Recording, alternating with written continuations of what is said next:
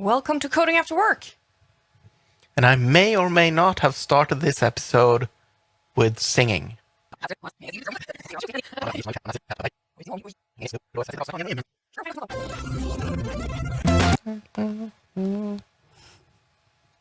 You always do.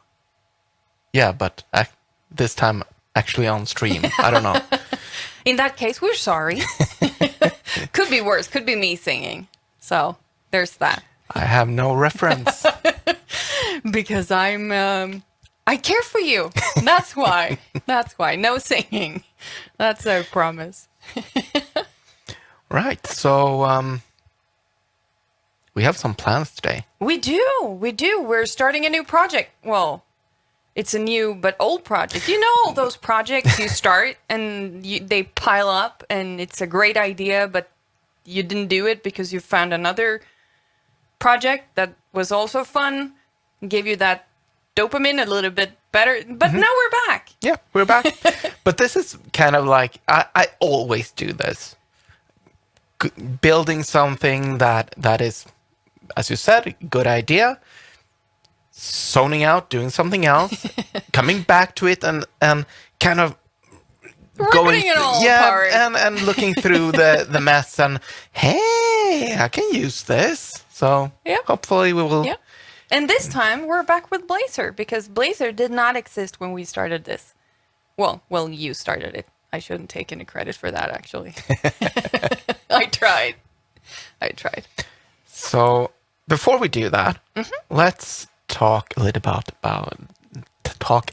bit about, that was hard to say, conferences. Yes. Because we're going to some conferences. And that is also the topic, kind of. It is. Project. So let me see if I can figure this one out. There we go. We're going to NDC London. We are. You were talking. Yes, I'm there. You're my +1. No, I'm just kidding. And we're going to record some podcasts and do some fun stuff there. So if you're attending NDC London, come and say hello. Yeah. If you're not attending NDC London, well, in both cases, still ping us. hello. And if there's a speaker that you would like us to have on the podcast, let's see what we can do. Yeah, or even the stream where we can go talk to them and try to convince them to join us. We also have sponsors. We do. And Telerik has been a long-time sponsor. 95 truly native Blazor components right now. I know, it's insane. Sorry, 95 plus. Yeah. That's I think they really will cool. hit 100 any day now. Yeah. That's my And prediction. If insurance are looking for people, so please ping them. Send in your applications or whatever. Really good place to work from what I've heard. Yeah. Okay, so... but we also have another thing in our... Because you can see here, we have a Octocat on screen. And we didn't have that, our last project. True. Because we had Azure DevOps, which worked okay. But we also want to try and see if we can do this full GitHub. Because GitHub and me are not the best of friends. Let's leave it at that. We don't need to start the day with a rant. And there's really no reason to have to pick GitHub all the way or Azure DevOps all the way. They work very well together. Yeah. But for this project, we're going... last project, we went all Azure DevOps. This time, we're going to go all GitHub. And GitHub. then we can pick and choose after that. And GitHub have done a lot of things with the what is it called? It's called Azure Boards, maybe. I don't remember now. But Azure DevOps has different parts. So they have a source code, they have which is called Azure repos, I think, and boards, which is the project management stuff and the releases and all of that. And GitHub has done a lot of things with their issues and projects. So it has happened a lot of stuff. I will keep on an GitHub. open mind. But I do have issues with them calling it issues. Yeah. Because an issue does not have to be an issue. You have issues. Yes, I do have issues. But that's a me problem. It's a me problem too. I really don't like that name because. So just to clarify, the issues is from what I understand, and I'm very new to GitHub, it's the tasks that we put in our backlogs. Yes. They may be bugs, but they may also be new features and stuff like that. And it hurts me to call them issues because issues for me is a bad thing. It might be that we don't have English as a first language. I don't know. Yeah, but we're just reading in too much into it. That's probably it. So we have a page, or what do you call it? Coding after work. This is an organization. Okay. So what I did earlier, this is something I did earlier. What I did was that I created an organization so that we have everything under a coding after work roof, if you will. Yeah, so we can find, if we do other projects and we do them on GitHub, we can find everything here. Yeah, okay, exactly. That's good. And we got an overview where we can, when you can see all our repositories we have. And with all our repositories, we don't really have any. We don't have any right now. So I thought that in some of these streams we do things beforehand, but in this one I thought that, hey, we're going to build everything from scratch. Yeah, I want to see. That is not entirely true because I also have all the stuff that I did earlier with the project, so I got some things. Right, because this was a pre-started project. Yeah. So let's create a new repo. And we call it NextTechEvent. So I did copy that because I seem to forget the name of the project all the time. And also, you're not the best typer at times. I said at times. Sometimes you're a very good typer. Sometimes on stream you're not. So I'm thinking we are going to do this as a public project. Makes sense. We want an README file. We want a git ignore file. What is that? Funny you should ask. So git ignore file is helping Git to understand what files it should include and what it should not include. Okay.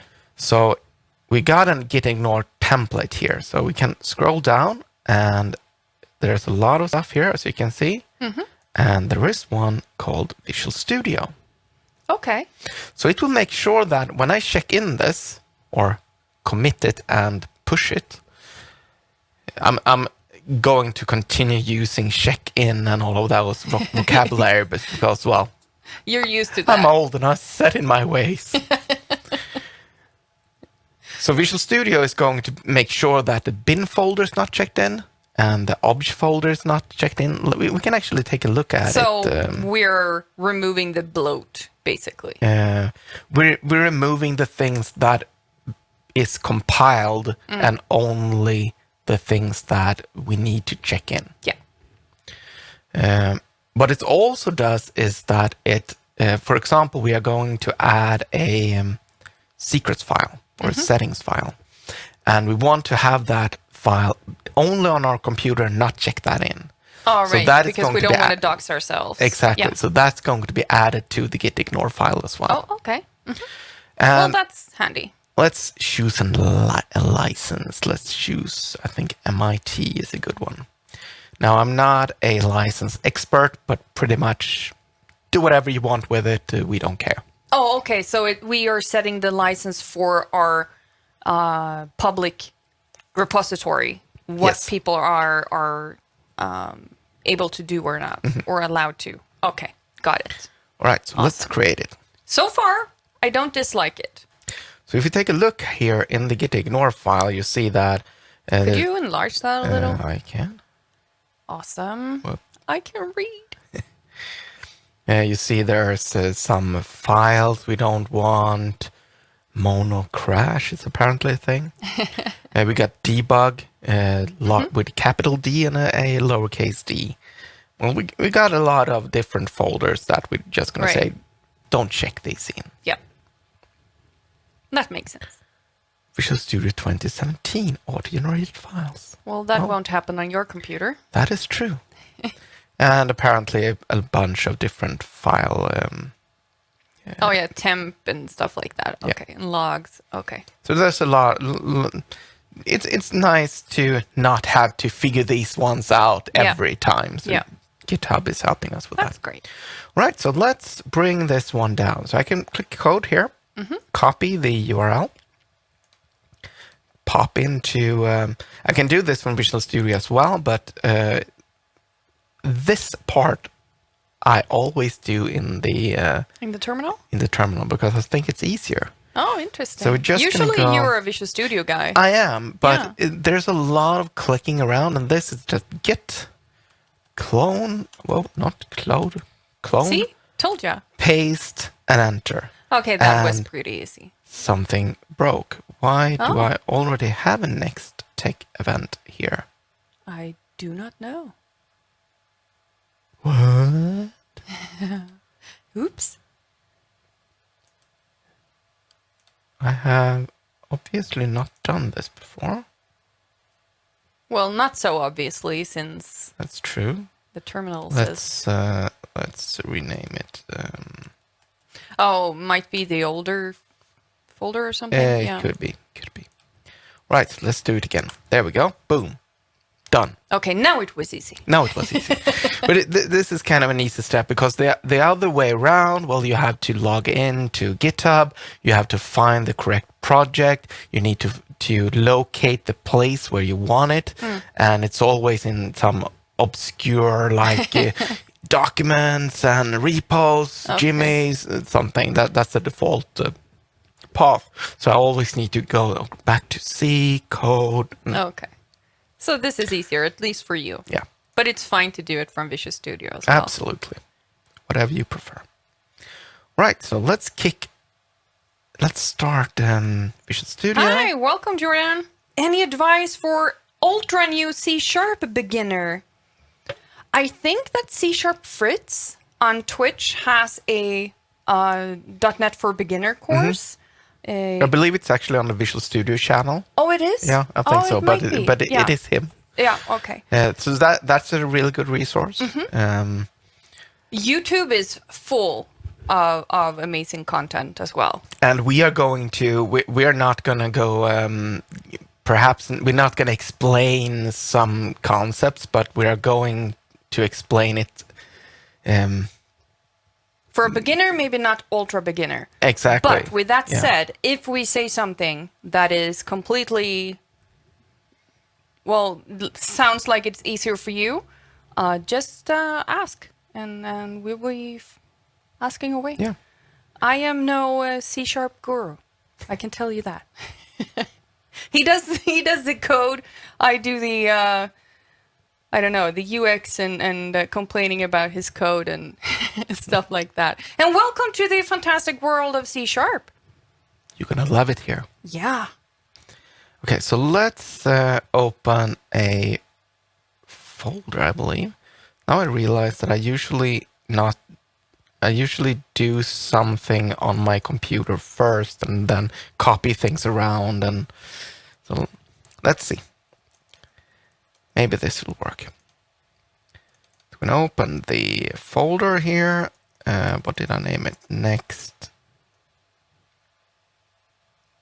NextTechEvent. There we go. What?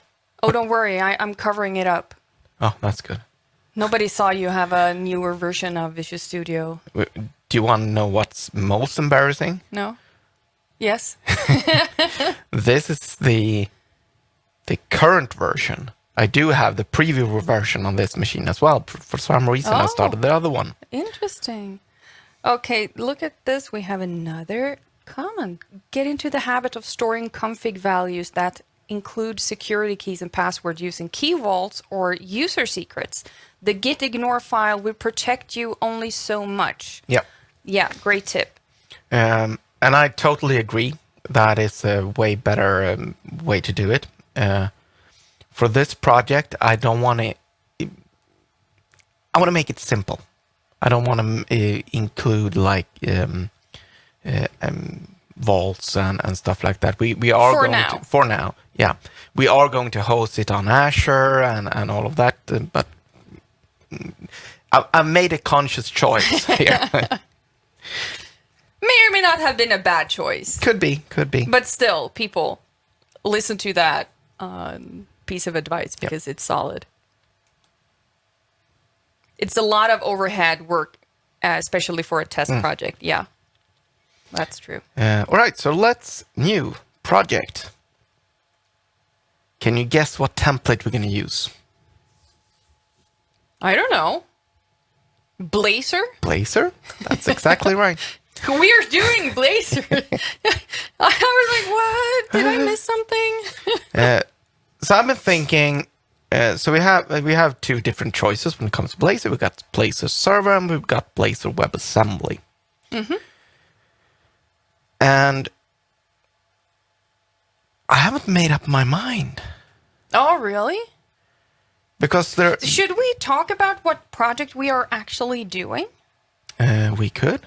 Because We could start there. That could be a good pretext, and we could also bounce the idea, right? So Since we started off talking about conferences. yes. So when a conference goes out and says, "Hey, we want speakers," or "We want sessions," they do a call for paper, a call for speaker. This is made by either you can have your own site that collects the sessions and speaker information and You can do it images by email. or You can do email. it- There's a lot of different ways of doing that. Yeah.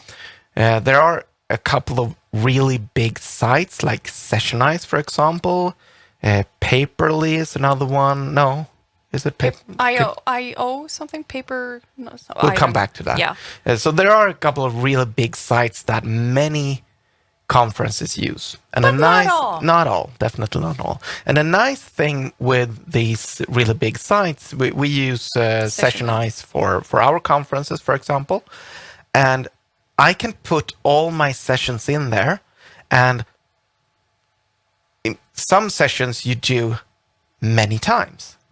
You rewrite them, but they abstract or the session description It's still a Blazor talk. Yeah, exactly. Or a Bluetooth talk. And we're still going to go through everything, but we got a lot.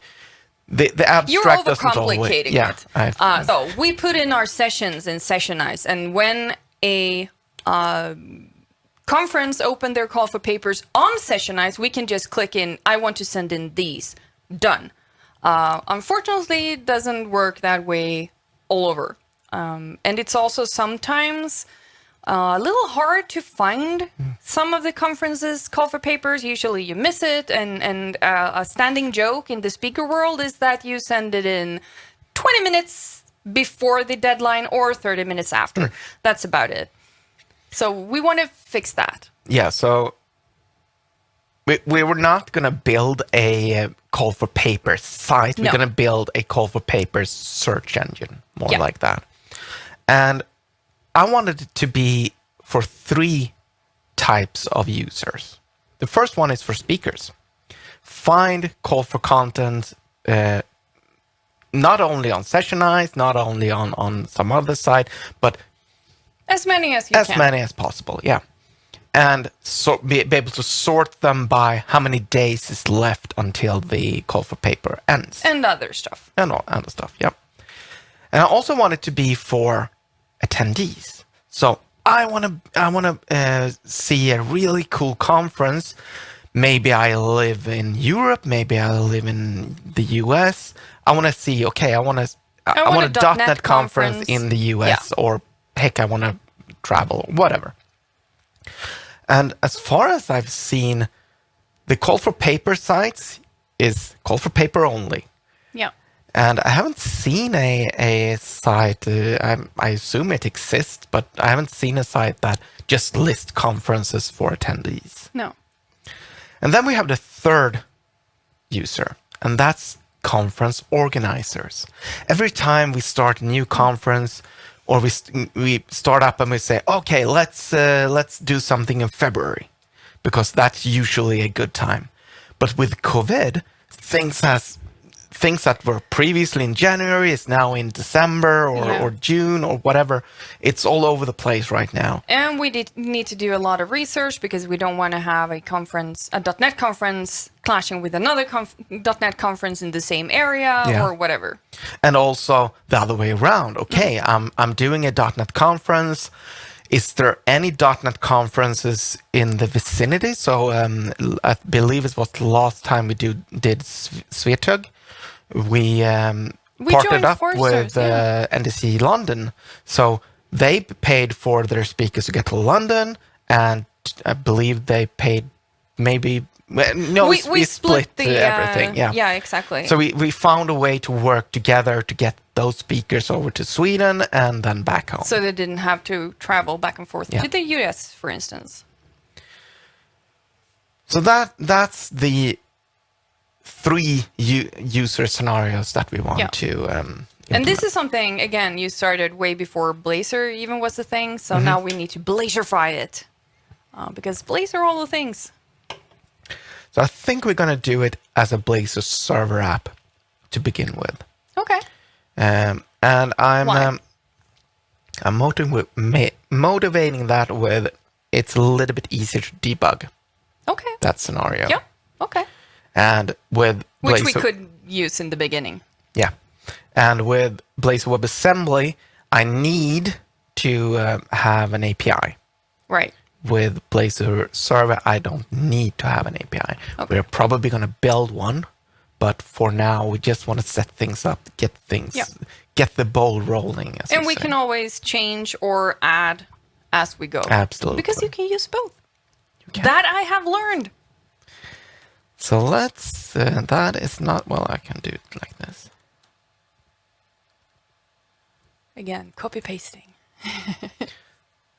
And we want to play, look here. It's like users, Jimmy, source, code. No. Did it try? Just want it in the nice code folder here. And next. Oh, you're there. Do you see it? Well, now you don't see it. I did see it. There it is. I'm going to create a new solution, and it can be called NextTechEvent. That's just fine. Is there anything higher? No. So we're going to do it in .NET 6, at least to begin with. I'm thinking that we're going to do this project for a while. And .NET 7 preview, I believe, 2 is out. I think during the time of build, I'm guessing now, we're going to have pretty far along previews for .NET 7. So I think we're going to upgrade. But for now, .NET 6 is going to be fine. .NET 6. I think we're going to want to have authentication at some point. Yeah, that's probably... But I'm going to skip that. I'm going to wait. Baby steps. Let's do it later when we need it. Yeah. Let's cross that bridge when we come to it.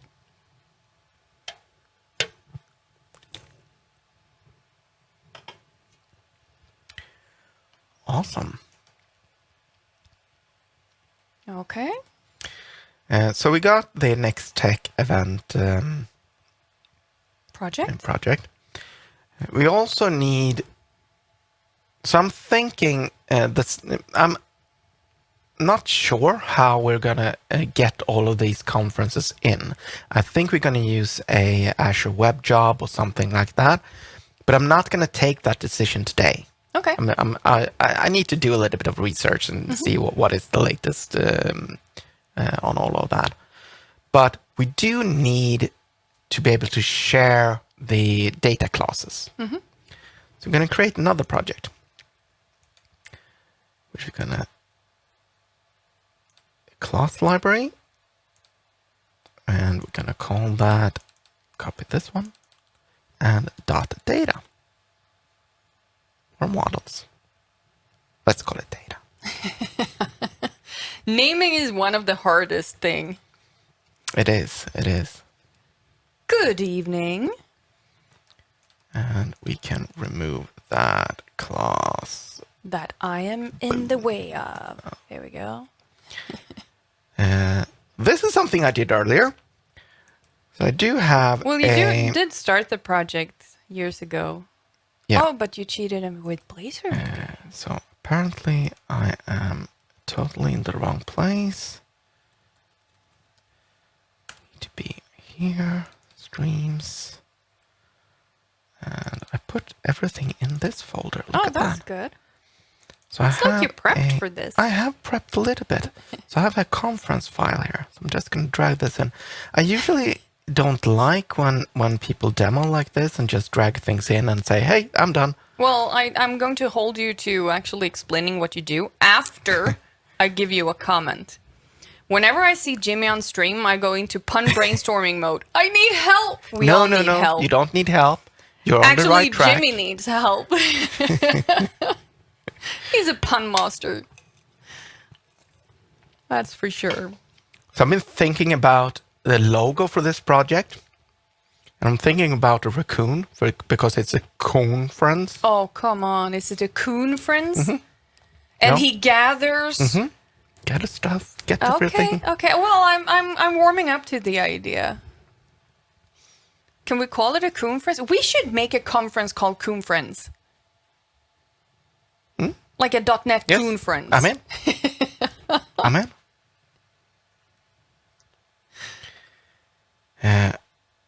All right, so we got an ID.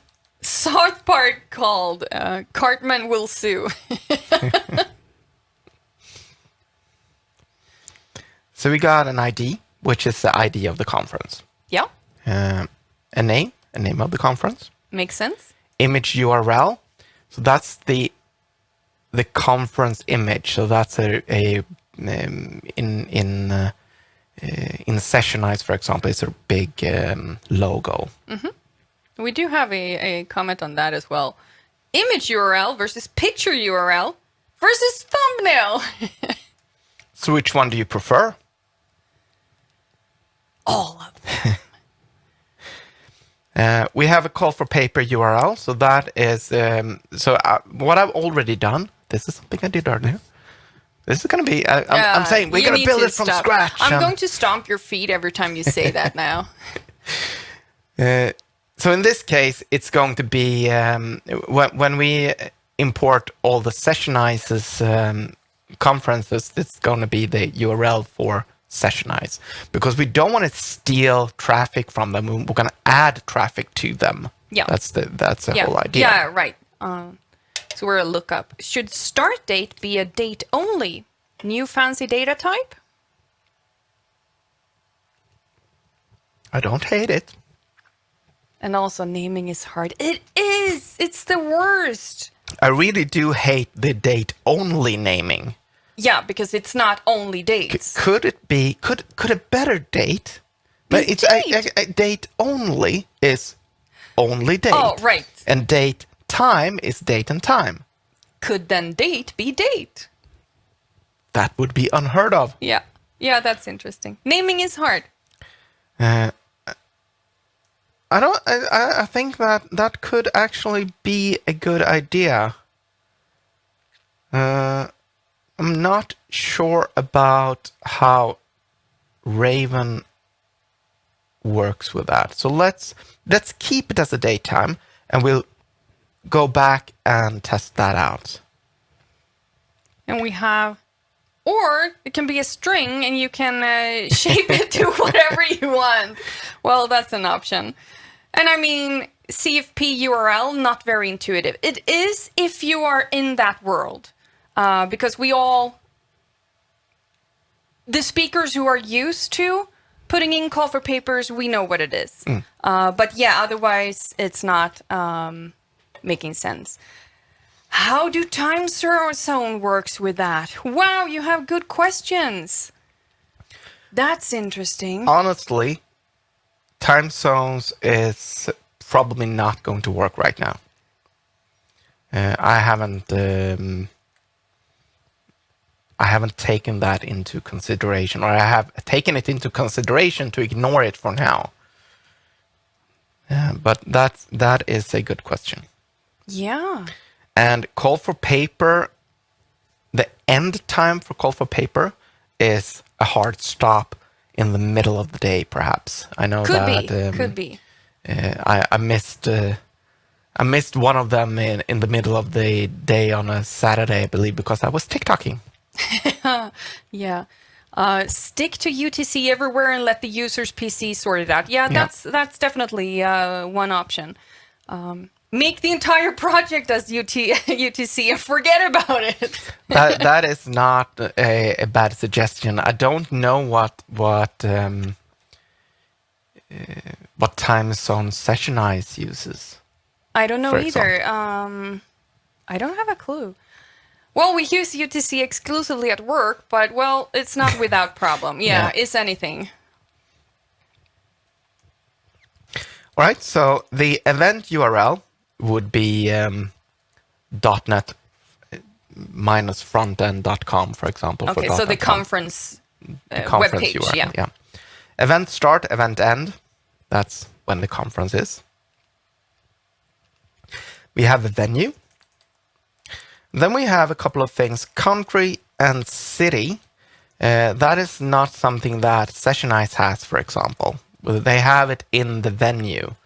So, but I wanted to have them in here as well, because I wanted to be able to search by city, for example. Right. We have description, which is describing the conference and all. I have a create date, an update date.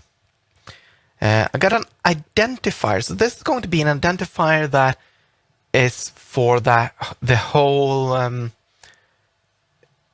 something that will identify the conference at Sessionize, for example. Or whatever service. Or whatever, yeah. So identify together with source would be a unique identifier always. So why is it an ID? Why is the ID string? Because we are going to use RavenDB, and by default, the IDs are strings. Oh, right. Ooh, longitude and latitude as strings. Chat is going wild. Definitely. So longitude and latitude is also something that we're not going to get, so we need to do something with that later on. We need to figure that one out. And so this is half of that is a wish list. Yes, that's absolutely. And also depending on what the conference asking for call for papers actually put in the information. And then last but not least, we have closing in. And this is just a property that figures out how long time it's left until I'm screwed. Exactly. So it's going to say, well, how this long one, you can TikTok for. Exactly. TikTok time. So this is closed. If there are minutes left, we're going to say minutes, hours, days, and I don't know. Hopefully not too many, I don't know. Hopefully not. And we need to, Raven uses Newtonsoft JSON. So we're going to bring that one in here as well. Are you missing a using statement there? This one, I'm missing a NuGet package. Ah. We need to bring in our friendly neighborhood Newtonsoft.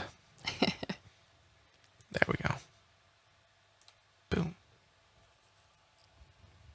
I've been looking forward to seeing, I was going to say a real life case, but a case close to me using RavenDB because I was impressed by Dejan, or we also did a podcast with Oren, about RavenDB, and I was basically flabbergasted, and I don't even enjoy databases, so. Global usings for or against? I would say I'm for. In those cases, it makes sense. It depends. That's not an answer. I wouldn't say I'm not all in with global usings, because that would be too many using statements in the project file. But for most cases, I would say that's absolutely really good. I love that. I love the concepts of having that because I don't have to have all the usings. I don't have to figure out what to use or not. That's the answer. That answer was the greatest non-answer I've ever heard. Thank you. But we do I'll actually be here have all night. we do have a really good question. What's the advantage of RavenDB? And I will actually bring out the link to our session, the talk we had with him as well. So if you asked me a year ago, I would say don't even bother with document databases. Yeah. Because I was a SQL guy all in. I still have a little bit of problem, to be honest, but I can't grasp the concept of not having relations. That's just wrong to me. But then we had we recorded the session with Oren, and he was like, "Yeah, but the podcast." Yeah, and he was talking about, but let's say that a blog post, for example, has a category, and I was like, yeah, but if I change that category, I want that to change on that blog post as well. And he was like, yeah, but do you really want to? I mean, if we change .NET Core to .NET, for example, or something like that, do you really want it to change, or do you want it to be accurate for that point in time? And I'm like, I kind of like it. Yeah. So we need to try. Absolutely. And the nice thing with a document DB is that you store JSON. So you're not storing in any arbitrary format or anything like that. You're basically storing JSON files on disk, but a little bit more technical things around it. But does RavenDB has decimal data types? I assume so. Let's hope. Let's hope. We will find out soon enough. I don't think I actually use decimal types with Raven, but I assume it does.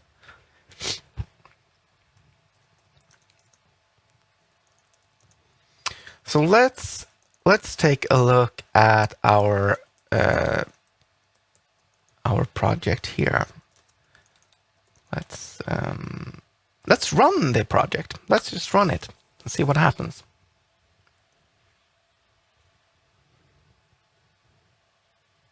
See if everything works as it should. Well, we can hope. There we go. Look at that. We have our counter. We're clicking the counter. Works. Mongo is a bad word in Swedish, so that's the reason. Yeah, we have a lot of great chats going on here. So the next step is to, I think so at least. Yes. Let's start with our Raven database. Mm-hmm. So in the project, we want to add a NuGet package. And I believe it's called Raven.client, if I'm not. There we go. RavenDB.client. Yeah, so let's bring that one down. And we're adding that to the Blazor project, not to the data project, because the data project is just going to be the data. The data object. There we go. And in our data folder, we have a weather forecast and a weather forecast service. In here, I'm thinking that we're going to build an API. Wait, you need to review all those licenses. He prepped that earlier. This is how Jessica gets everything. She's like presenting me with, oh, here's the thing that I want to buy. And I said, yes, you approve, yes. Next. Actually, you were the one that said that we should buy 3 different Lego DeLorean. Back to the Futures, yes. I mean, so if anyone is not into Lego, there's a kit that just came out with the DeLorean, the car from Back to the Future, and it's kind of expensive, like $200 around there somewhere, and you can build it to either car from the 3 movies. How can you choose? That's what I'm wondering. So that's where you got. You buy until your credit provider says no, and then you take an SMS loan. Oh no. Yeah, Lego is so expensive, but so good. Yeah, we do a Lego stream every Tuesday on Married Geeks. Yeah, see? Foodless Novel is on my side. Buy all 3. We don't need to eat. Nah. We're both overweight. What? We will have so much more fun with the cars. Don't take my advice on that. Please don't. So next step is to add Raven. Yeah. So we're going to say builder.services. Add. Looking at my notes here. We don't want to do it with the forecast service. You were wrong this time. So the AI in Visual Studio is usually spot on, like 90% of the time. It can figure out whatever obscure thing you're thinking of, and it just suggests it for you. But apparently this was one of the 10%. So we need to add a singleton, the iDocument store. So the iDocument store is where we instantiate a store, and from that we get a session, and from that session we can do queries to the database. Are you using GitHub Copilot in Visual Studio now? Yes. So if anyone missed that amazing thing, GitHub Copilot basically parses through GitHub and tries to figure out what you're doing and helping you with that. Yeah. And it is awesome. As far as we've used it. So apparently I don't know C# anymore. Is that so? Yeah. It helps you too much? Let's see here. Could you scroll up a little? Yes, I can. But I don't want to. Oh, that's okay. Then you will see all my errors. And I will point them out. Because it's my job as your wife. No? That's not how it works? Mm-mm. Okay. All right. So this is what we're doing. Yes. Ooh, this is an interesting question. Do you think Copilot will reduce traffic to Stack Overflow? Yes. Do you think so? Yes. Because I think there's a couple of types of people. I would do all the research before I try to type it, but I'm not a programmer. So let's imagine this. Let's imagine that I don't have a cheat sheet here. Yeah. And what am I supposed to write here? I know that I want to create a document store. Mm-hmm. Boom, done. Tab. How did it know? How? Now I was all over your place. What if I didn't have that? I would probably be at Stack Overflow right now. So yes, I do believe it will. At least for you. It's actually not entirely correct. We need to pause some things into this one, but yeah, I definitely think it's. Yes, Copilot, Stacy. We are raving about it. Raving about it. Oh, that was unintentional. Yeah, we should have a badumtish sound here. So into the document store. Stack Overflow is forever. Yes. It's definitely not going away. So Raven works. It has a different.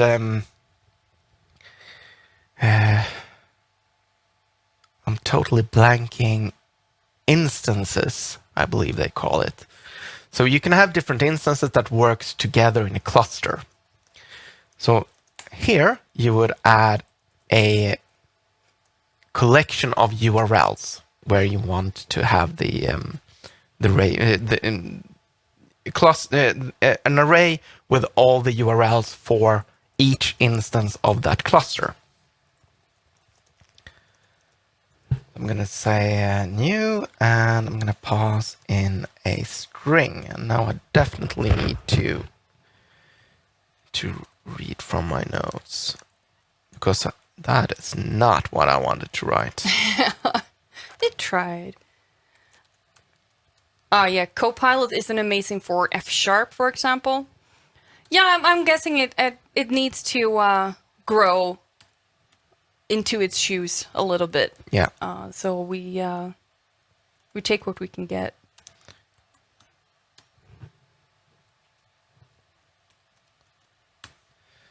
So Raven has you can try out Raven using their free. They have it on Amazon AWS. It has one location, I believe, but it's free to try out. So you can just spin it up, try it out. If I understand correctly, it's not free for just 30 days. It's free until you're done. It's free unless you don't use it, because if you don't use it, they're gonna send an email and say, hey, you haven't used this for 30 days. Yeah, okay. In a week, we're gonna turn this off. So if it's something I want to explore, I can do that for a year and they will be fine with it.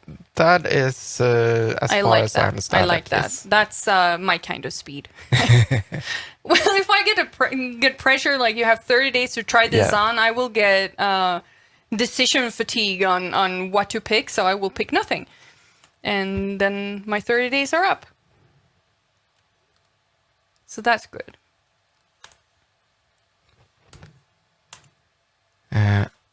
And Raven works a little bit differently from, let's say, SQL Server. They are using exclusively certificates to log in.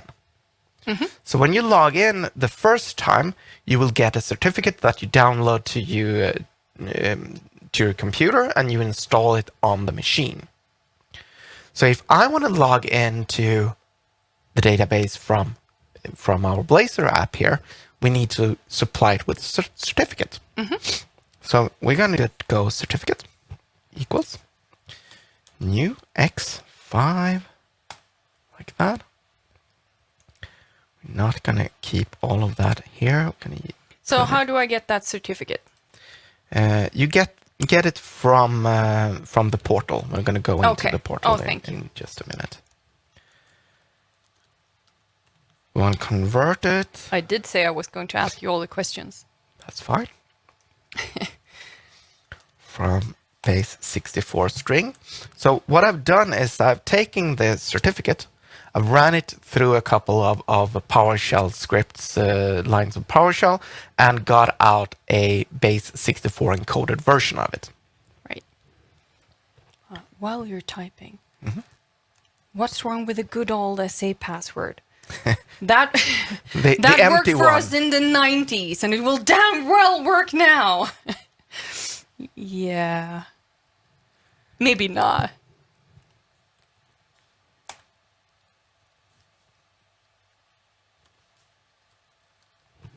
So I've named this Raven cert, like that. And we also need to pass in a password. We don't need to, but we can, and I want to. I'm going to pass in a... Is the password? It is not. Is it 1, 2, 3, 4? It is not. It's summer 1, 2, 3, 4.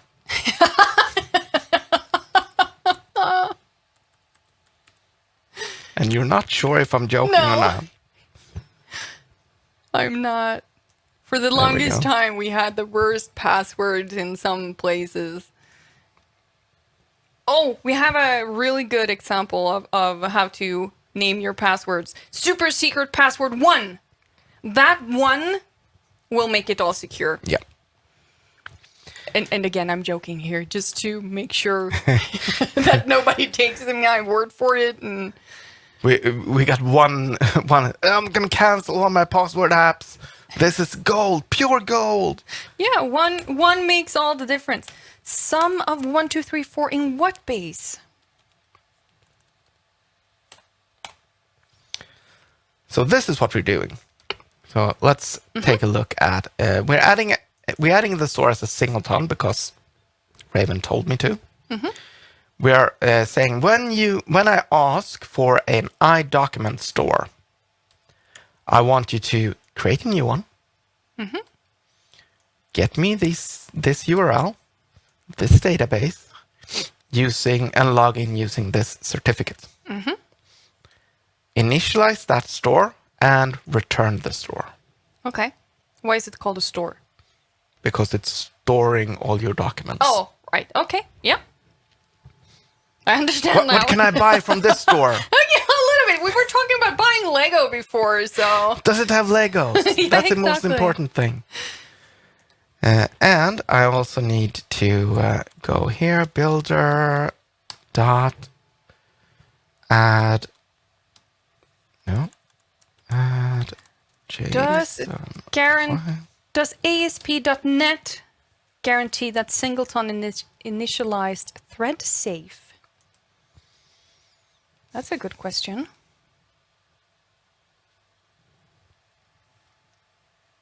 Why wouldn't singleton be thread safe? I don't have that answer, to be honest. So, to Stack Overflow!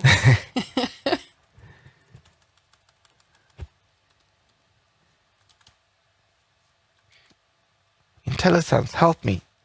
Sometimes you get help, sometimes you don't. Ask Copilot. Well, apparently Copilot went to bed. Sometimes it works, sometimes it doesn't. Yeah. All right, so app settings dot settings dot local dot JSON, and I want it to be optional. No.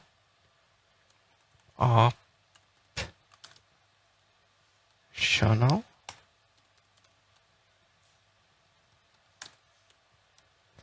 And I want it to reload on change. Not sure that we need that, but... Hey, we did actually get an answer to that. Apparently not. Multiple threads can call the singleton class, creating multiple instances. What? Isn't that kind of the idea with the singleton, that it's just one? Who knew?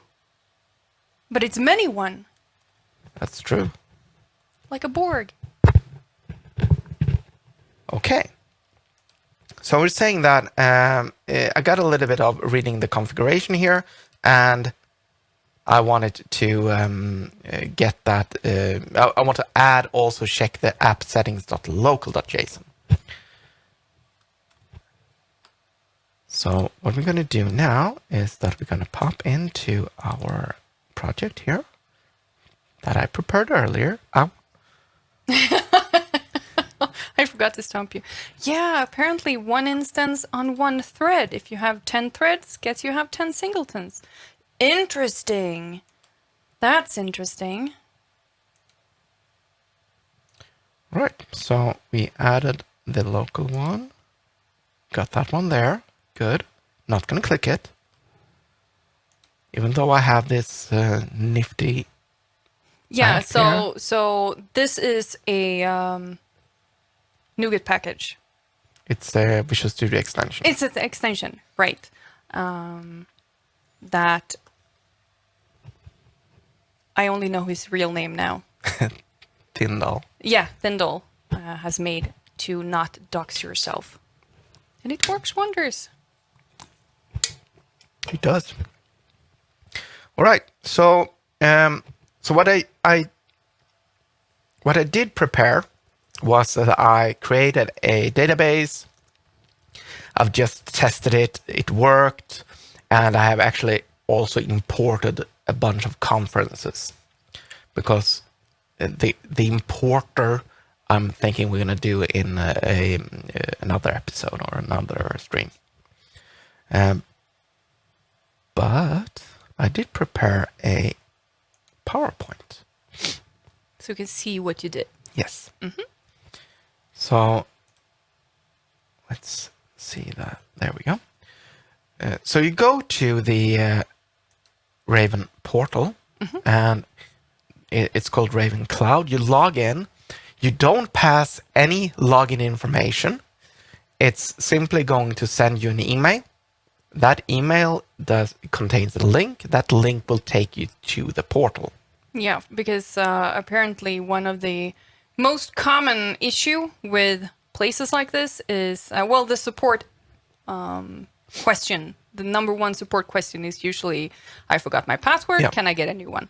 So they fixed that. You don't get a password. Which is perfect for me, because I cannot for the life of me keep a password. So now I'm logged in. I click Add Product.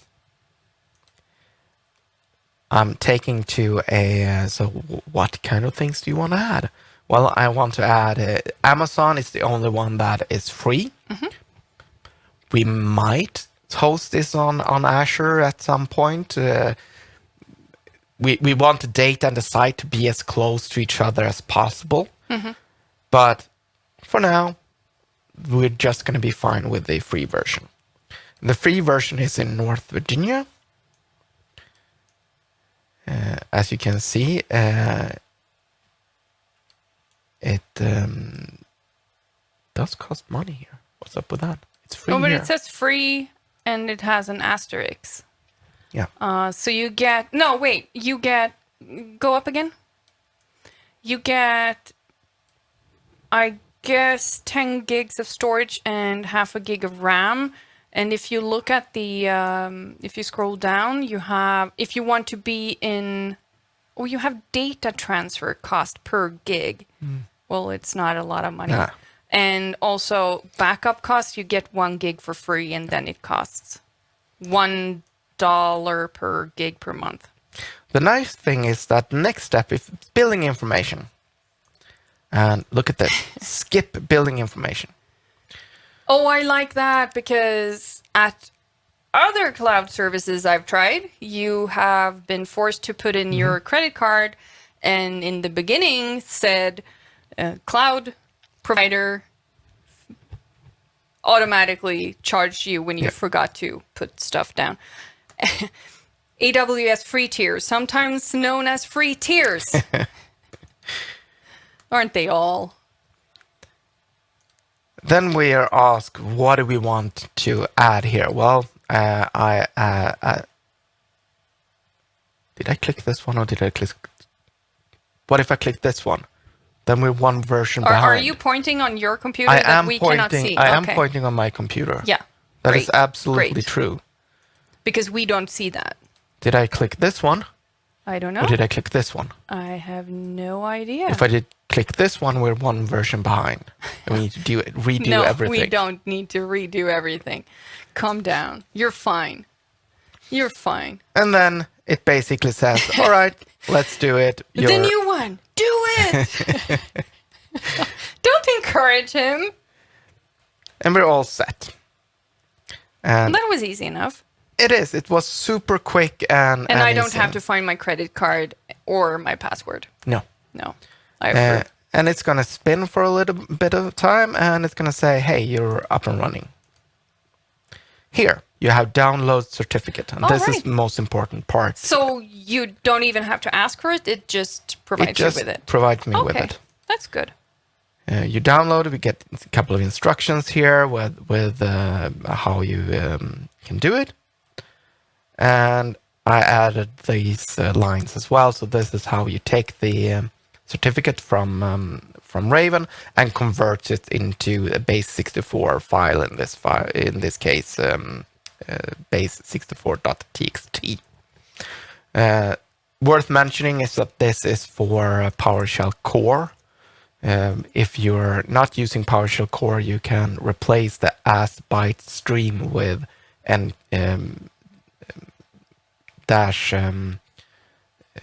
encoding byte. So let's take a look at the portal. This is the Raven portal. I remember this from when Dayan was here showing it off.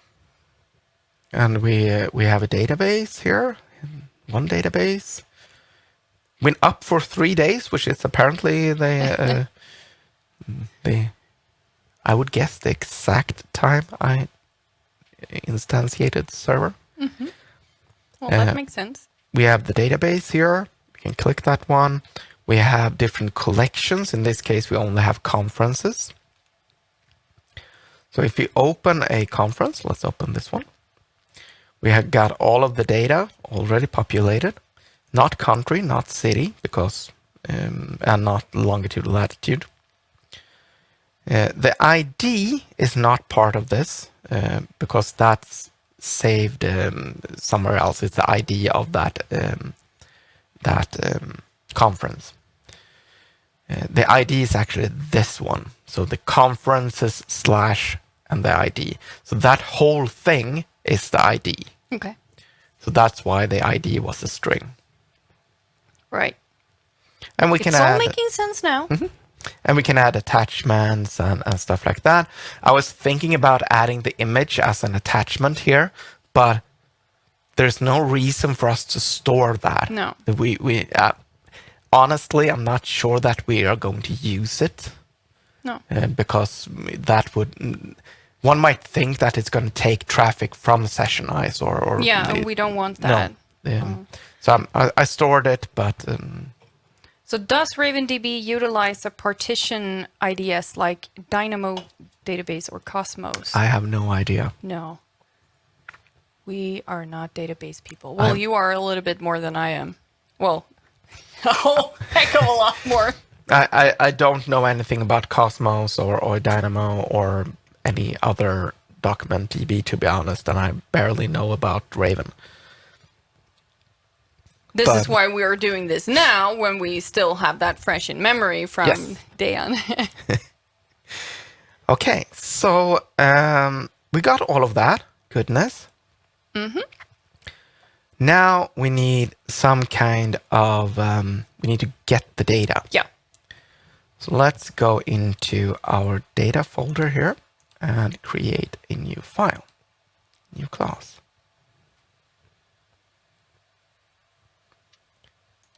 And I'm going to call this NextTechEvent API. Like that. Good thing you stored the start date down to nanoseconds. Need to be thorough.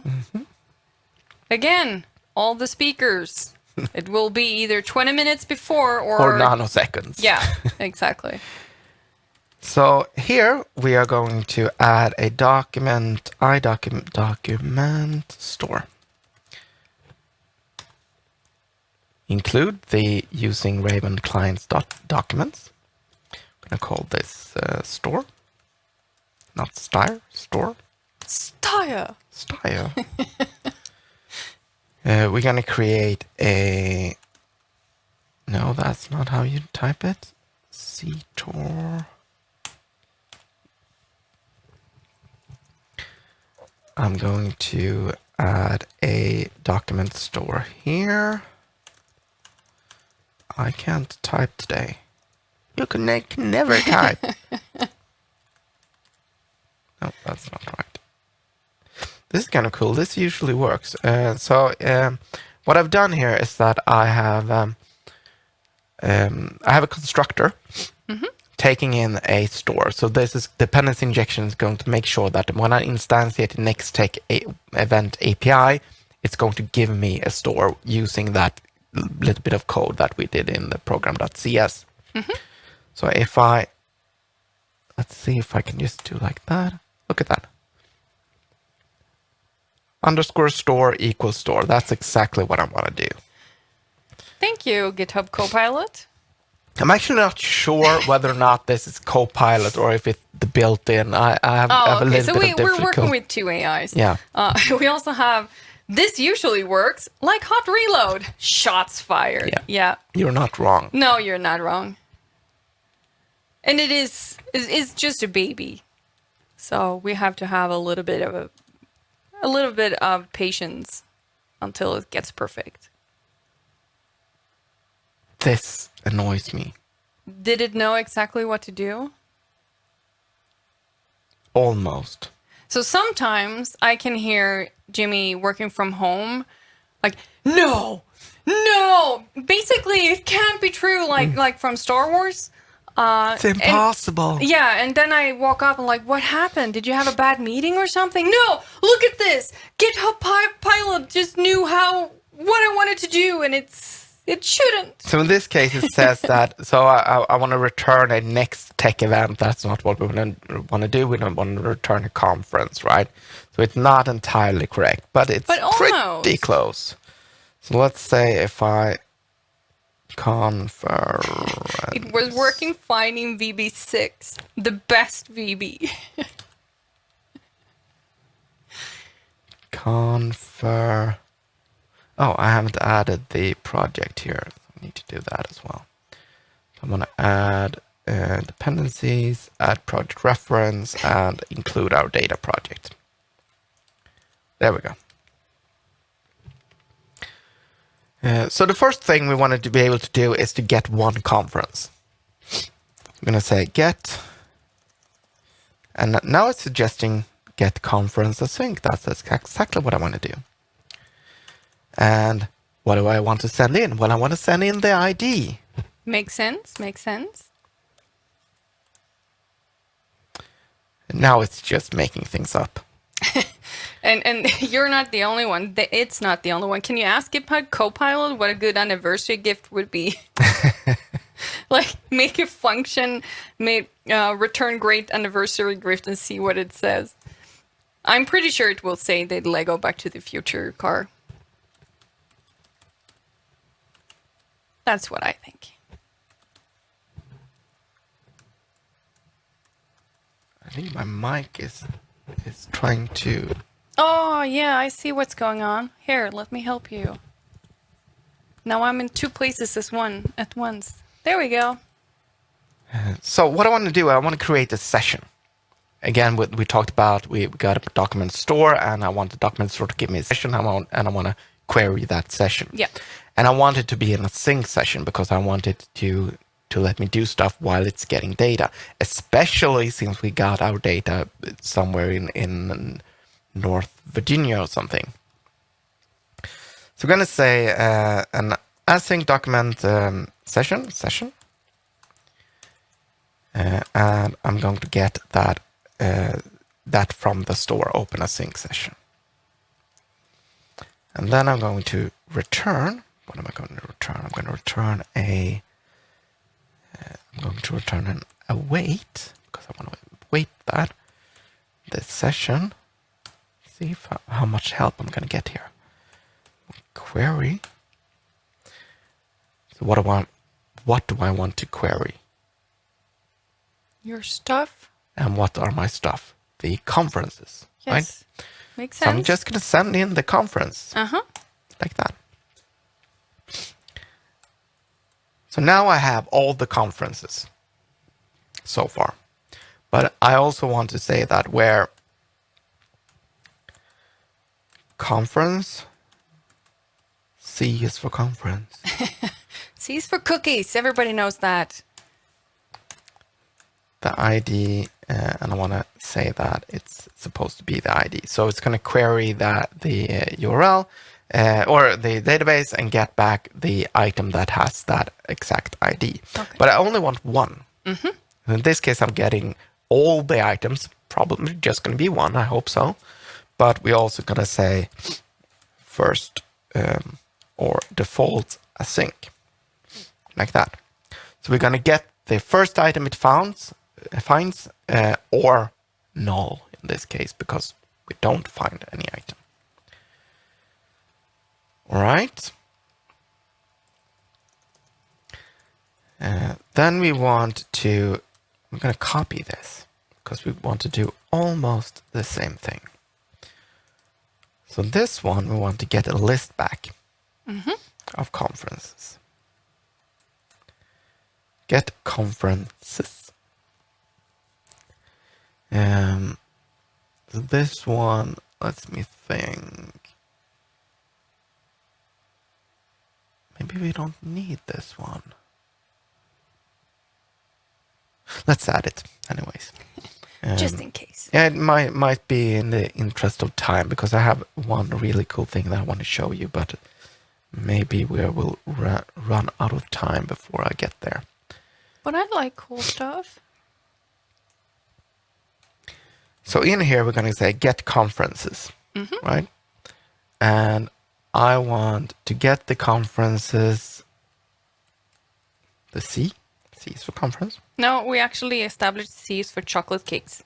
So I want to, in this case, I want to get the conferences that has an open call for content. Yeah, that makes sense. We're gonna work on this API, but for now, the call for paper end date should be bigger than date time now.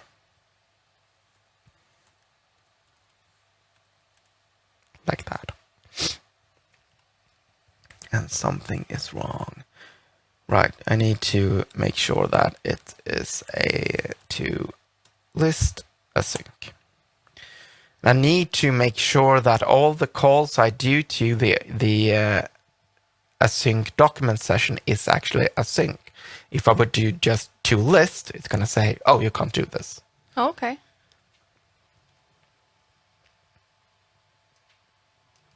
UTC now.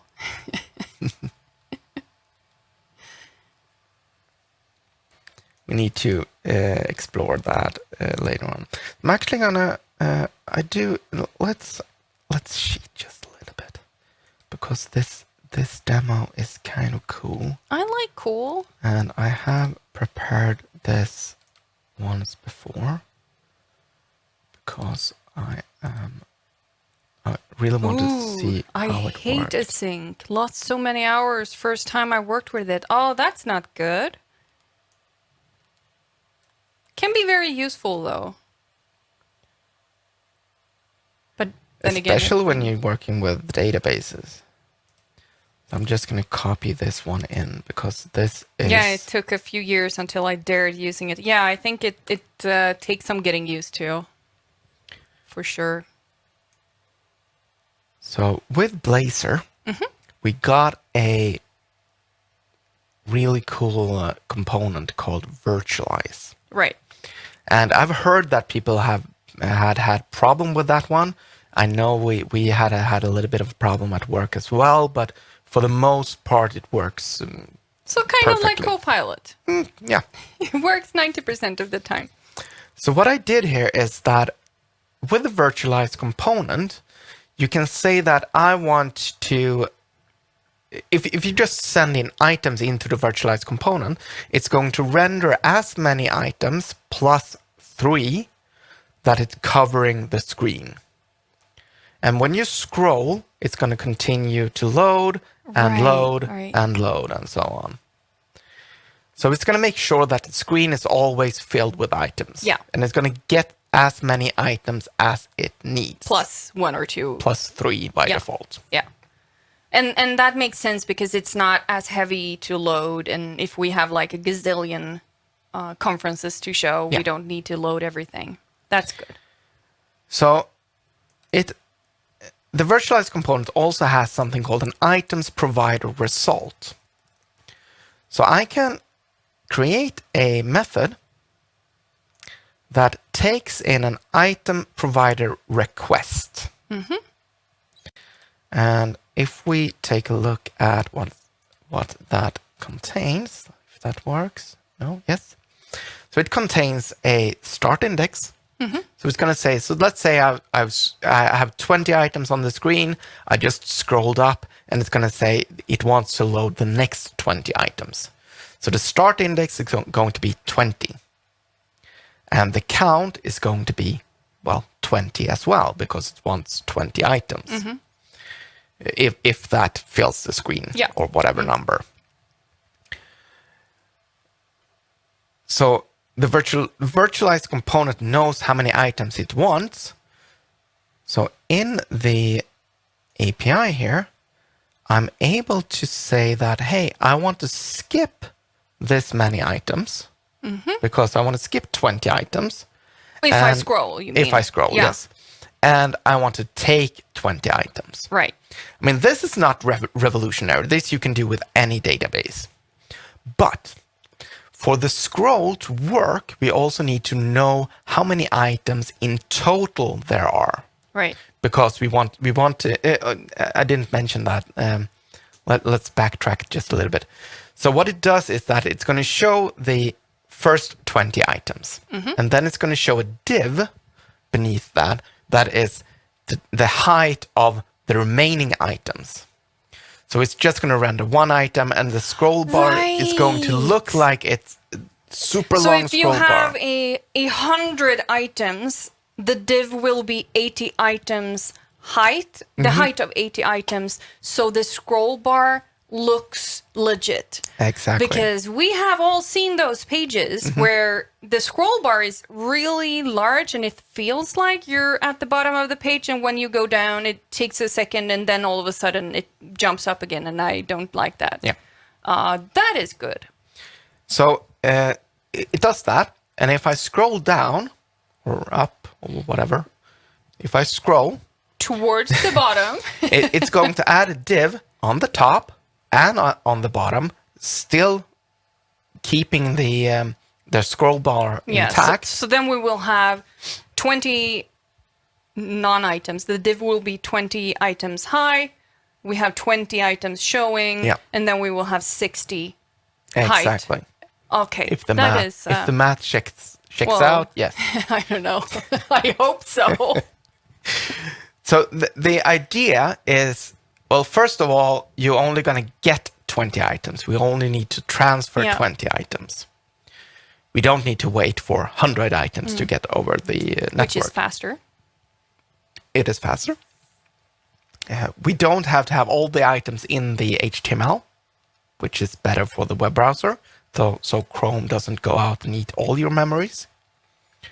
Oh, it does that anyway. But we do have a question about that. So when you back up, does it have to re-render the top 20 ones? It does. Okay. Because the idea is to remove the top 20 ones so it doesn't take up the HTML memory. Right. And we do have another one, actually. Can you use await using to disposable sync? I don't know. You're intrigued. I am. I see that. So what we're doing here is that we're getting the conferences. That row we already know. Yeah. And I'm going to skip one. Where the end date is larger than now. Yeah. I'm going to order it by end date. So we got the one that is expiring first on the top. Again, because some speakers are last-minute submitters. We all know that.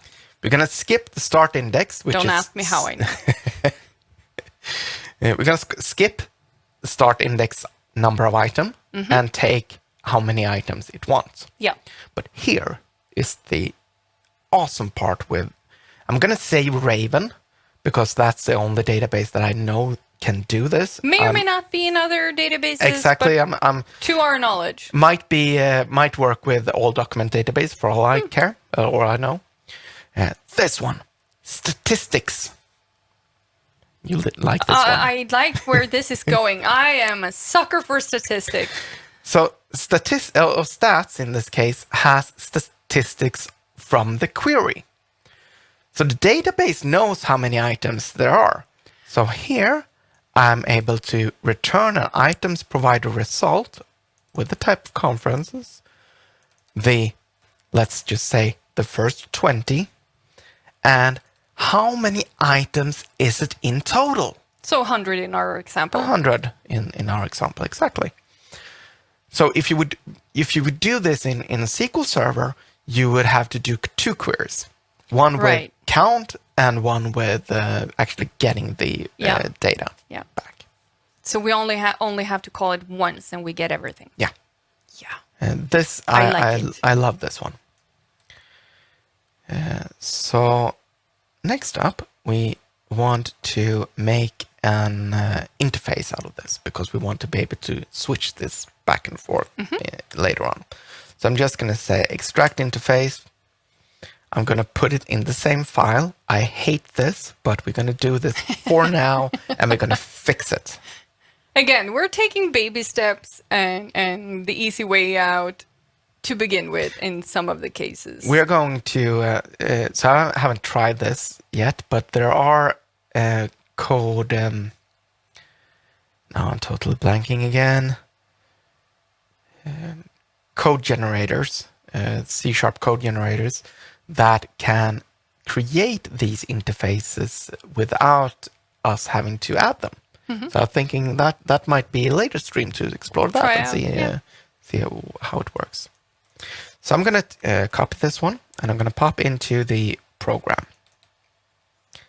And here I want to add a builder dot services dot add. And I'm thinking, I'm not sure what we're going to do. I think scoped is going to be fine for this. Now I failed copy and pasting. There we go. So what it basically is saying is that it's going to have the same instance of the API, since we're doing Blazor server for the entire. I'm not going to use session because that Blazor server doesn't have session, but it has circuits. So it's got a signaler circuit. So for the lifetime of that circuit, this is going to be the same API object. I'm honestly not sure if that's a good idea or not, but I think that's going to be fine. Let's try. What I also ran into was that, as you can see here, we are instantiating a session, and we're using. So that means that when this method ends, it's going to dispose that session. Oh, okay. And the reason for that, or why that is important in this case, is that there is a limit on how many things you can do on one session. You can control this, but I think the default is 30. So what I did at the beginning was that I took my Sessionize importer, and I just pushed all the updates over one session, and it choked on 30. It said, "Hey, you need to change the amount of stuff you have going on." Yeah. Yeah. Okay, that's good to know. Yeah. That's good to know. Also good that it's disposing of it. So I think we are ready to create a new page. Page. Or actually a Razor component. Razor component. No, Razor page is the only thing that works for that one. I'm going to name this speaker.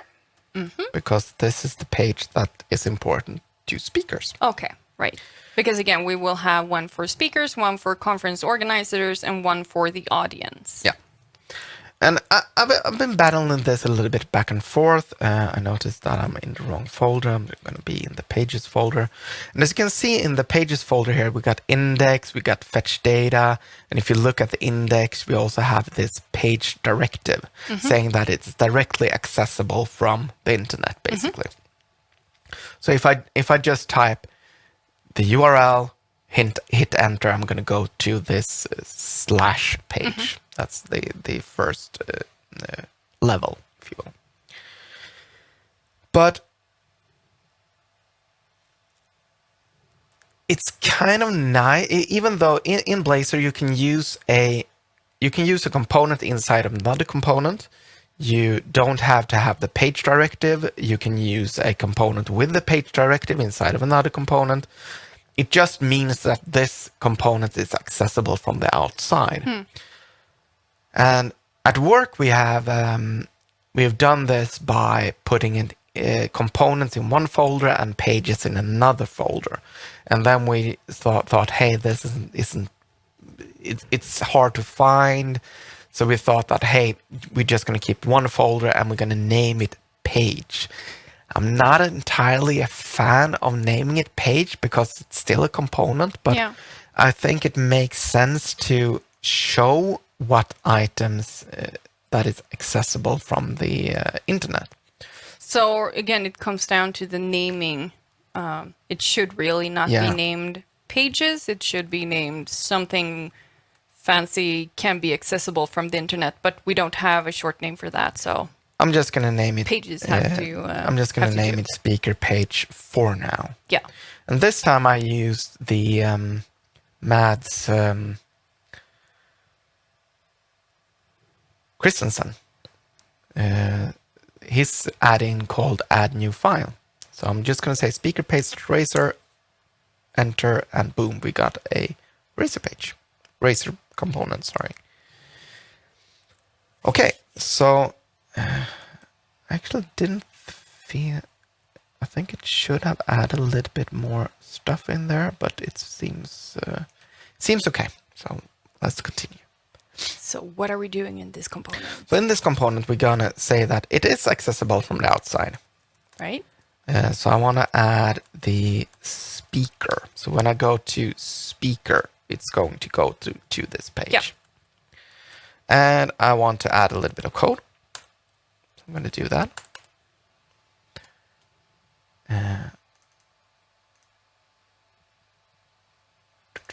Here we go.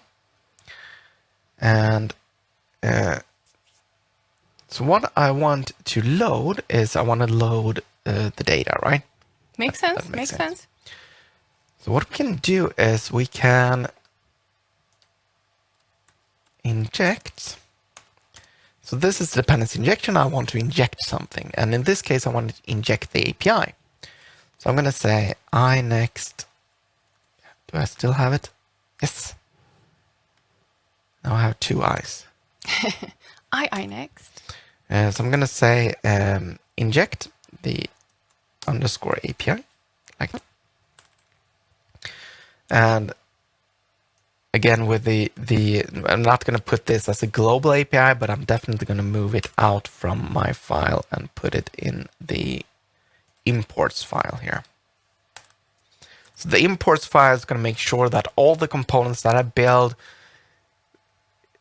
in that folder or folder beneath that one. So I can have... You say and show above?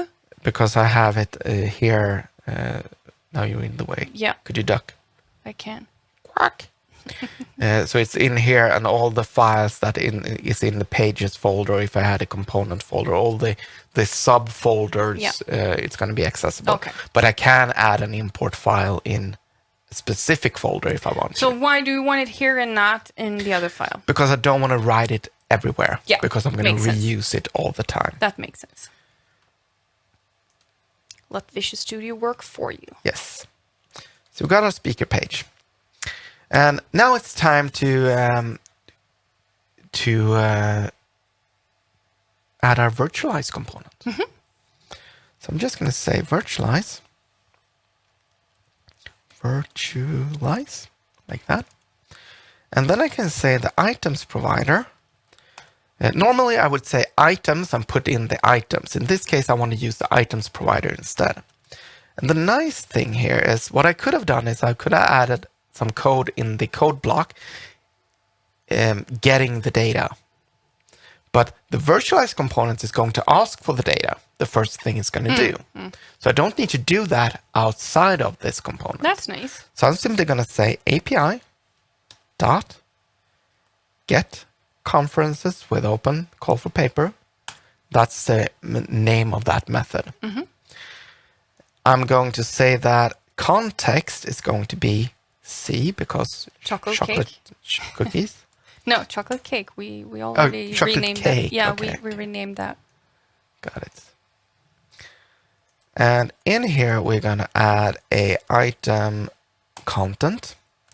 So the context C is for, think about it as a for each loop. So for each item in this virtualize component, I'm going to be able to access that item, the current item, with the letter C or the object C. Mm-hmm. So I'm just going to, we have no idea how this is going to look in the end. So I'm just going to add a P tag because why not? And again, baby steps. Yeah. First get the data, then style it. I'm going to add a href. We are going to, let me see. Let's do it like this. I'm going to add a string to that. We can end it like that. So we got a string here. And that's the address of the conference that we want to go into. So I'm going to say conference.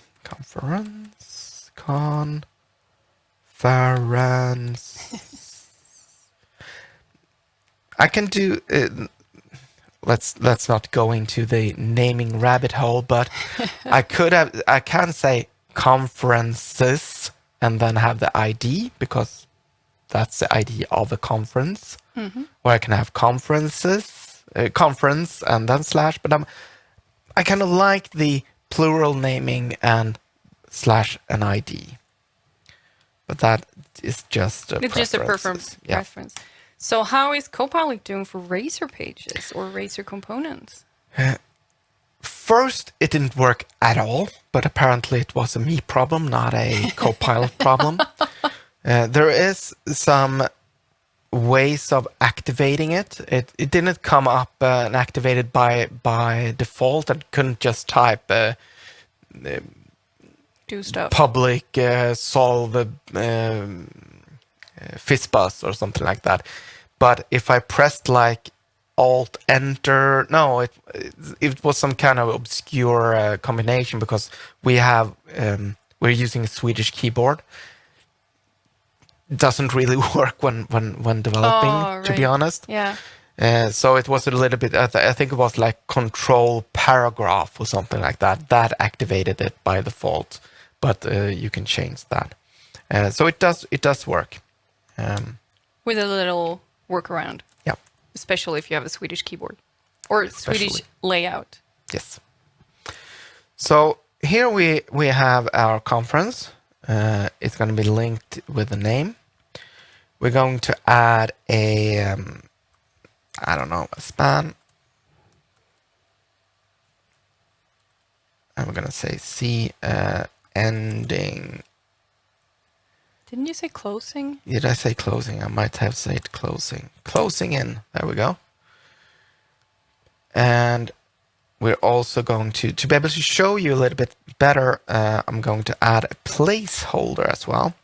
So the placeholder is going to be shown when the item hasn't loaded yet. Mm-hmm. So I'm just going to say loading. Oh yeah, there are some shortcuts in Visual Studio that are difficult on Swedish layouts, and I guess that's true for a lot of non-US layouts as well. And I'm saying text here because I don't want to add, it doesn't matter, but I don't want to add a, actually I don't need that, to be honest. So for Blazor to be able to output text at all, it needs to be inside of an HTML tag. And it is actually inside of an HTML tag, so I don't need that text. Right. There we go.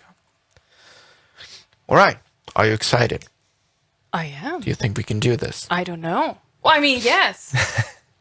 I really hope this works. Come on. Okay. Speaker. That's what we did. That's what we named it. Nothing. There we go. There we go. Look at that. We have some cover papers. 3 hours, one day, one day. 3 hours. We still have 2.5 hours left. So if you scroll down here, you'll see briefly that it says loading. Why is there 2 exclamation mark? Because I added 2 It's important. It's loading. 2? Loading. No, Everyone loading. That's not. No. Hey, Tikorama has their open call for papers. Oh, really? So as you can see, it's kind of slow, to be honest,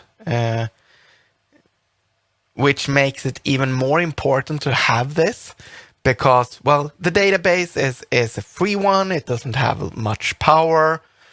It's on the other side of the world, basically. Right. And it does take a little bit of effort to get here to my computer here. So I think this is fine. I mean, you're not going to scroll like crazy this. And even if you do, it kind of works. Yeah. And then we have these. Oh, those are meetups. And there's a new feature on Sessionize where they have meetups. Yeah. But so you have you ask for speakers or sessions for meetups instead of conferences. Exactly. And that's a new feature. That's why it looks ridiculous. Yes and no, because most of these, I believe, was there before they added the meetup feature. Really? That's interesting. Okay. Well, we have to wait like 32,000 days, and then we know. So I know we're a little bit on over time, but I want to show one more thing because that is an important thing when it comes to Raven. So I want to add a page, another page. Just going to do a very simple one. I'm forgetting about that Shift F2 with the add new file. Really love that feature, but I'm usually ending up with add and we'll look for it. Well, it's getting used to. Oh, we have another question. If you change the setting, can you have it load an extra page, 10 results instead of 3, before and after the visible page? Great question. What I can do is I can go into, where did I have it? Speaker page. And I can set something called overscan. Ah, come on. Overscan count. So that's how many items I want to load. Extra, exactly. So in our case, since it's so slow, it could be a good idea to load 5 instead of just 1. Yeah, and it might be 20. Why not? That's interesting. It's still kind of like when we're showing off it like this, we're showing like, look at this, it's scrolling up and down. But that's not how you actually you're gonna read basically every one of them and say, oh, that's the one I want to send it to. Overscan is something we did on Atari and Amiga. This is confusing. It's not that one. A different overscan. Okay, so the new page. Yes, the new page. We're going to do something really, really simple. We are going to add a... You only read like that after your 6th coffee. That is true. Or 2 Red Bulls. Or being in Florida. Oh, that can do it. I'm talking about the... The Dulce de Leche milkshake? No, Spider-Man ride. Oh, no. Don't get me started on that. They're here for the rant. Oh, gosh. So, my dear husband and I, yeah, that's him, we went to, what's it called? Universal. Yes. In Orlando. And I do a lot of research. But I also had a talk in Sydney just the week before we ended up in Orlando, and I handed over the research to Jimmy about what rides we could ride or not, because I'm afraid of heights, and I mean, I step on a stool and it's just black. And both Jimmy and I are seasick or motion sick, so we didn't want anything that we're swiveling around like crazy.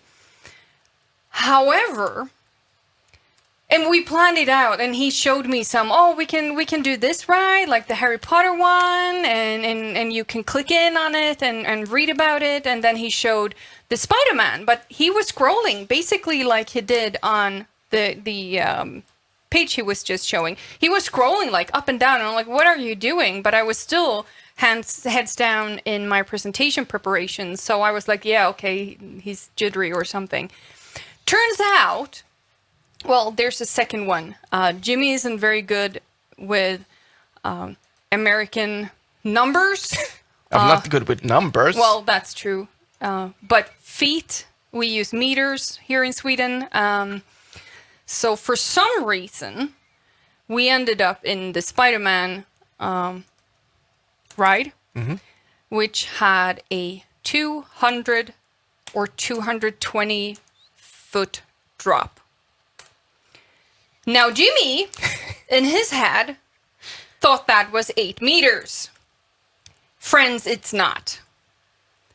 And luckily, our friend, who's actually doesn't have any hearing on one of his ears, sat next to me. So he didn't. They knew. They knew. Yeah. They've been there before, so they ganged up. Yeah, I was not able to stand straight after that. I was a little bit shaky on that. So basically, like 6 coffees. So 6 double espressos, I think. So that's one way you can do it. Was this close you had to sleep on the couch or something in someone else's room that night? And while you were talking, I was coding here. You were coding? Which was kind of nice because I did a lot of mistakes and you didn't notice any of them. That's good. I did this a little bit more than I... Oh, you know what my favorite part of that story is? Yeah. When the safety person came and locked us in, Jimmy turns to me and says, I did the research, I love you, and then we went off. I'm sorry. Oh, yeah, you did say I'm sorry as well. So, yeah. Basically, you're screwed, you're welcome. And she was like, what? I was trying to get out of it. Yeah, barely. No thanks to that, though. That's true. All right. But it was Spider-Man, so I do love me some Spider-Man. Okay, so what did you do? To be fair, Jessica has one comic book collection, and that's Spider-Man. Yeah. So if she knew, she would probably not have done that, right? No, I wouldn't. I would not, and I will not do it again. But now you can say you did. Yes. And now I will do my own research. Okay. So what did you do? So what did I do? Well, first of all, I added a page directive. And I said conferences. And after that, we want the ID of the conference. Right. Then we inject the API. If conference is not null, we want to show the conference name. Yeah. Pretty simple. Makes sense. Far. And then we have a property here, which has the attribute parameter. So the conference ID here is the same. These two are, it figures out that the one within the curly braces, they are the same. Okay. So whatever is after this one is going to go into that one. And we also have a variable called conference here. And then on the onParameter set, we get the data from the database and set it to the conference item. And when it does that, Blazor is going to know, okay, we're gonna this one changed, and we're gonna display that. So far, but here's the tricky part. The URL or the ID of Raven by default is this conferences / the right, ID. that's the idea. So what is going to happen is that in our URL here, we're going to get conferences / like that. Okay. Because the conferences /1541A is the ID from the database. Exactly. I'm with you. I'm with you. But this one says just conferences. So the No, routing... it says conferences /conferences 15 something. Exactly. Something. But yeah. this route only identifies conferences. So another conferences is not going to find the URL. So I can show you. I really hope I'm not wrong about this. You sound so confident. It'd be such a bad demo. Okay, so we got that one, and I'm clicking this one. Sorry, there's nothing at this address because this route is doesn't exist. Oh, right, because it looks like a route, but it is an ID. Now I get it. Oh, yeah. So there are two solutions to this problem. One, ugly one, is to simply remove conferences from the URL, right? Yeah. And just go like that. The problem is that now I have to add conferences to the ID so that I can get the ID from the database because the database call needs to be conferences. Complicated. And ugly. So what I can do is this. Boom. Oh. So everything after conferences / is going to be the route. No, the ID. In the ID, yes. Exactly. Huh, see? I was paying attention. Who knew? And I need to save it. That's always a good idea. That's pretty cool. See if it's... There we go. Ha! This is one of the things that I don't really like with the Raven IDs is that it looks kind of funky with the conferences and the ID here. But let's face it, that really doesn't matter. No. That is not a problem. No. And I mean, I could have named it could be prettier, but it's not a problem. No. And there are actually ways of configuring this inside of Raven, but I don't want to go down that route. I want it to be the default experience because that is what most people is going to use. Yeah. And it's easier to start with and all of that. That was pretty cool. That's a good trick. So we have a speaker page. Listing all the goodness. Which is interesting because it's not... We have a page for speakers. Yes. And we can click something and we get data about that conference. Of course, we need to fix some other stuff on this page, but... Yeah. You think? Isn't it? Like a redirect to the actual conference. Isn't that good enough? No. And H1 does not page make. So we set up GitHub. We added a speaker page. Yep. We added a new Blazor project. We talked about different options. We do get the data. We do get the data. I prepared the data. We can take a look at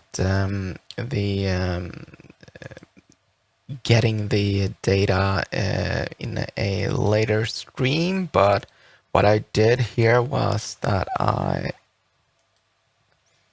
I'm simply doing it like this. I'm getting the data using regular expressions. I'm not happy with that. So if you have any other suggestions, I would love to hear about them. I know that there's what is it called? HTML something. See, he need help. Yeah, I totally forget the name. But I know there are some other ways of working with HTML. But from what I've seen, it's kind of equally ugly. It doesn't really solve... The main issue with this is that if they change the layout, I'm not going to get the data anymore. And that problem is still true with all of the other solutions that I've found. We do have a Discord if you figure something out or have some suggestions. We do have Ask Copilot. We also have Beautiful Soup. It got a cool tagline. There you go. Yeah, so we need to work on that. And just to be clear, I've talked to Sessionize about this, and I got this Sessionize/sitemap events.xml, which contains all the events that is currently in their database. So that's what we are getting all the items from. So I'm not sure if we have got a thumbs up or not, but I've gotten this from Sessionize. Yeah, they did provide that. Yeah. And of course, we want to add more than just Sessionize. Yes. So we're looking into that as well in coming streams. And I mean, the whole goal of this is, of course, to add value to them. Yeah. And make it easier It's for just speakers, to organizers, and attendees. Consolidate whatever massive amount of data there's out there and send them to the respective pages. Yeah. But make it easier for everyone. Great. Awesome. So apparently we have some call for content we need to figure out. No, it was 3 hours. We still have a couple of hours left before. Plenty of time. Yeah. Fulesnavel said earlier that he would dispute if he got, sorry, we're closed, if there was 20 milliseconds left. So there's an option for that too. There's, as you said, it's basically a standing joke that every time, I don't remember who said it. We had a organizer meeting just a couple of weeks ago, and there was someone said that so it's every time we close the call for paper, it takes minutes before we have an email saying that, oh, sorry, I missed it. Could I get a special link? I did that. Yeah, and done that plenty of times. We have had a lot of call for speakers and papers in our conferences, and usually it looks like this. We open the call for papers, we get 20% of our submissions. Then we have a month or how long we're open of nothingness, like 1 or 2 strays that just happen to figure it out. But the last 2 days, we get like 60% of it. And then the absolute last day or half a day, we get the rest of it. So it's kind of like, we're kind of pretty stressed at that point. Never done that, honest. We're with you. We're kind of stressed about are we even going to get any speakers? Do we need to go out and hunt them? Yeah. No. They usually come around. We are lazy. No, we are just master procrastinators. That's kind of lazy. No. You get more dopamine the closer to the goal you or the deadline you get. Is that dopamine or are those... Could be adrenaline, depends on the severity of it. It's not as bad if you just miss a call for papers deadline as miss paying your rent or something. That's true. That's true. Still. And we like tormenting you. I know. Thank you for confirming. But we are also speakers, so we usually are pretty nice if we're not far gone in our submissions or selection. We usually, I should probably not say that on stream, but we are very nice. We have specialty URLs for you. Having too much content is never a bad thing. No, unless we're halfway through. Yeah. Because then your chances is not as great. If your session is kick-ass, you will be able to come to our conference. Yes. We have more than one conference. That's true. That's true.